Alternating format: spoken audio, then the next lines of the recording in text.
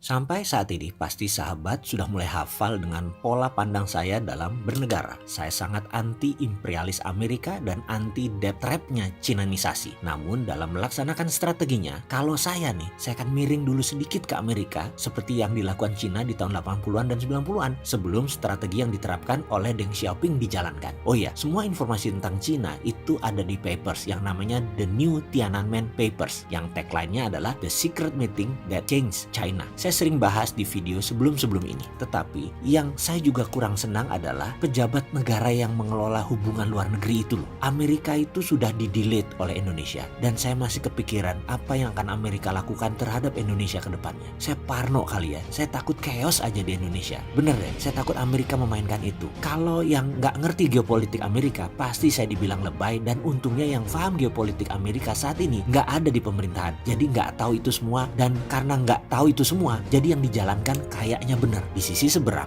Cina Tiongkok diberi karpet merah yang juga menurut saya ini geblek. Hal itu kebablasan yang membuat Indonesia pasti bermasalah di kemudian hari. Sudah 2 tahun terendus masalah di Indonesia. Nomor 1 adalah quasi China territory. Tenaga kerja Cina dan imigran Cina di Indonesia naik. Dalam buku China Private Army, di mana Cina akan menggunakan strategi China Money, China Technology, China People atau uang Cina, barang Cina, dan yang mengerjakan harus Cina Tiongkok, ternyata sudah masuk ke Indonesia terutama di benak pejabat dan politikus serta partai pendukung pemerintah bahwa itu nggak apa-apa. Kalau ditanya, Amerika nggak pernah kasih uang, yang kasih hanya Cina. Menarik juga komentar pejabat seperti ini. Ada tuh yang sudah 2 periode komennya begitu terus. Efek yang didapat adalah Indonesia tidak mendapatkan value added, tidak ada growth pertumbuhan real di Indonesia. Buktinya, sektor industri akan sulit tumbuh karena industri dunia kebanyakan adalah hegemoni Amerika. Kita tidak diberikan bagian dari global supply chain. Kalau Cina nggak bakal juga kasih Indonesia bagian dari global supply chain juga. Indonesia tidak bakal dijadiin oleh Cina negara manufaktur, industri atau produsen, nggak bakal. Rupiah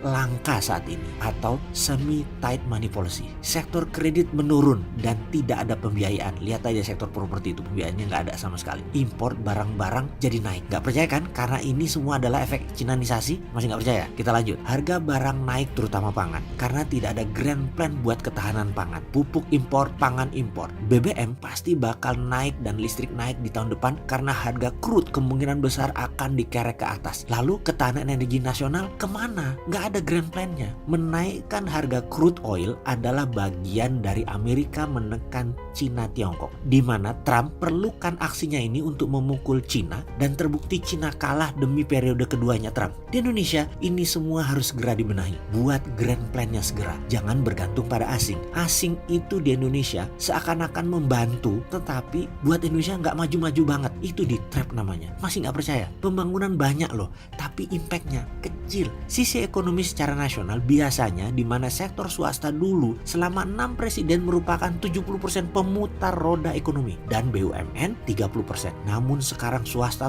turun hanya 30% dan diambil alih BUMN 70%-nya. Efek swasta hanya 30% adalah pendapatan pajak turun. Pendapatan pajak turun, pajak melakukan pemajakan secara brutal atau barbarian taxing. Kelas menengah terjepit, toko-toko di mall mulai banyak tutup karena kelas menengah terjepit. Walaupun ada yang menganalisa pasar pindah ke dunia maya, tapi kalau daya beli tetap, ya pasar retail tetap bertahan, maya tumbuh, real retail tetap. Tapi ini kan enggak. Ke depan bagaimana kita membantu negara? Kita yang tidak setuju hutang Cina, ya tetap harus bantu kasih solusi buat bernegara. Dengan apa? Tetap menggunakan rupiah, tetap tidak taruh uang di mata uang asing, tetap garap pasar retail, tetap bayar tol, tetap bayar pajak, tetap bersedekah. Dengan demikian kita walaupun kritis tetap solutif. Setuju?